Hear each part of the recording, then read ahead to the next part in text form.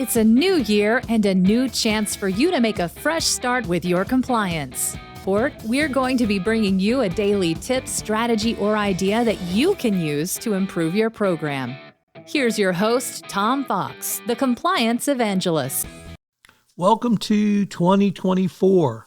As always, in the month of January, I do a 31-day series entitled 31 Days to a More Effective Compliance Program.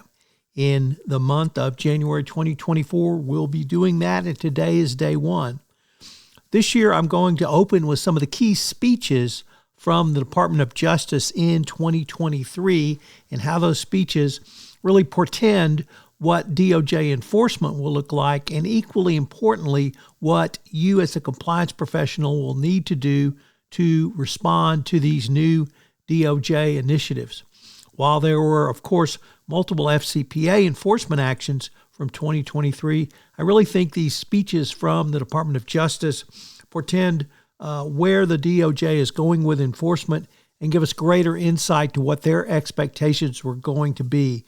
So we're going to start this month by looking at these key speeches and other initiatives from the Department of Justice, and then we'll move into how you can respond for your compliance program. I know you'll enjoy this month of 31 Days to a More Effective Compliance Program, and I know you'll find it informative. Day 13, Policies and Procedures. There are numerous reasons to put some serious work into your compliance policies and procedures. They are certainly a first line of defense when the government comes knocking. The 2023 ECCP made clear any well-designed compliance program entails policies and procedures that gives both content and effect to ethical norms, and that addresses and aims to reduce risks identified by the company as a part of its risk assessment process. This statement made clear that regulators will take a strong view against a company that does not have well thought out and articulated policies and procedures against bribery and corruption, all of which are systemically reviewed and updated. Moreover, having policies written out and signed by employees provides what some consider the most vital layer of communication and acts as an internal control. Together with a signed acknowledgement, these documents can serve as evidentiary support if a future issue arises. In other words, document applies just as strongly to policies and procedures in anti-corruption compliance as it does in any other area. The specific written policies and procedures required for our best practices compliance program are well known and long established. According to the 2020 FCPA Resource Guide, some of the risks companies should keep in mind include the nature and extent of transactions with foreign governments, use of third parties, gifts, travel, and entertainment expenses, charitable and political donations, and facilitating and expediting payments. Policies help form the basis of expectations for standards of your conduct in your company. Procedures are other documents that implement these standards of conduct. Compliance policies do not guarantee employees will always make the right decision.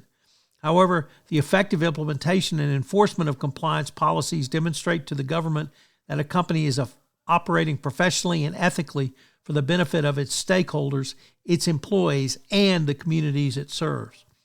There are 5 general elements to a compliance policy, so you should stake out the following. Identify who the compliance policy applies to. Number 2, set out the objective of the compliance policy. Number 3, outline examples of both acceptable and unacceptable behavior under the policy. And finally, number 5, lay out the consequences for failure to comply with the compliance policy. The ECCP, the 2023 version, went further by requiring an assessment whether the company has established policies and procedures that incorporate the culture of compliance into its day-to-day operations through a design which is appropriate to the organization based on the organization's assessed risks. Moreover, just as your risks evolve, your policies and procedures should evolve. The 2023 ECCP asked the following questions. How often has the company updated its risk assessment and reviewed its compliance policies, procedures, and practices?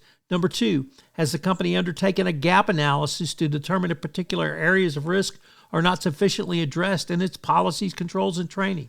Number 3, what steps has the company taken to determine whether policies and procedures and practices make sense for particular business segments or subsidiaries? Number 4, Does the company review and adapt its compliance program based upon lessons learned from its own misconduct and that from other companies facing similar risks?